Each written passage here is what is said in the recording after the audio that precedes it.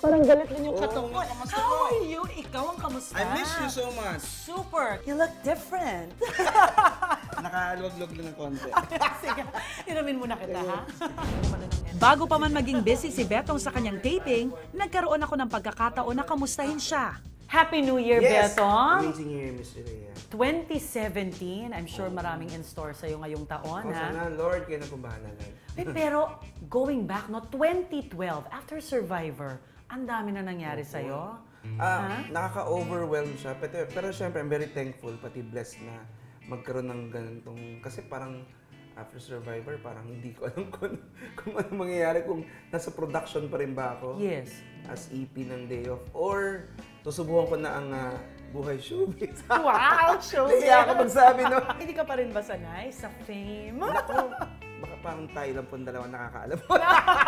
Pati syempre, nanay ko at mga kapatid ko. Pero importante pa rin, no? Mapagkumbaba, hindi pa rin nagbago si Beto. Hindi, ayoko kasi isipin na parang gano'n. Kasi parang minsan ako yung naiilang. Di ba? Moment ko na yun kay Junjun eh. Sumisingit ka eh. Nananadyak ka ba? So your biggest break would be Bubblegum. Yes. Ito na talaga. Ilang years ka na sa Bubblegum? Since 2012, so next year is 5 years. Ito nga eh. Antonieta, Oh my sobrang goodness. sikat naman yung karakter. Naku Huwag mo naman. sampalin. Huwag niyo ako sampalin. Sampalin. Ako ba dapat?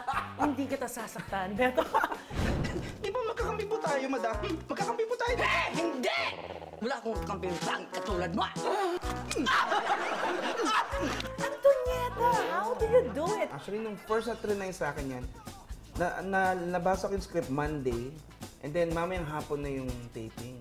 So, parang yung characterization, alam mo lang kung ano yung profile ng na palagi niyang titira yung mga telenovela. Oh my God! Is this true? Miss Gloria Romero? Isang malaking challenge daw para kay Betong ang makaharap ng personal ang ilan sa mga dekalibreng artista. Excuse me?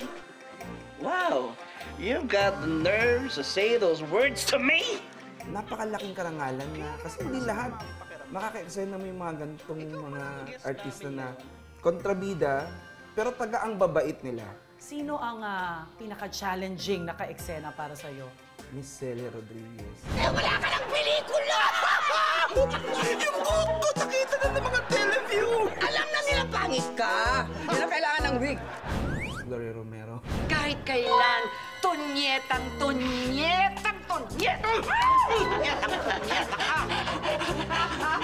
Sherry Hill. You're nothing but a second rate, trying hard, copycat! Oh my God! Jacqueline Jose. Oh, Jacqueline Jose. Gusto kong malaman kung ba't wala akong emosyon. Ito sagot. Sino ang artistang nagbigay sa'yo ng latay talaga? Pinakamabigat ang kamao. Miss Jean Garcia. Miss Jean, I love you. Ito nang dahil sa lahat ng pagpapahirap mo sa amin. At ito nang dahil sa pagsunod-sunod mo sa amin. Bakit? Anong ginawa niya? Kasi lit lang kami ni Miss Jean eh. Pero talagang, naku po. We'll be right back mga kaibigan. Isang sampal lang ang inabot mo? Matami. 8. Walo. At ang pinakamatindi yung dalawang mag-asawang sampal na, pa! Hindi ko, parang, atay ka. Taping po ba ito?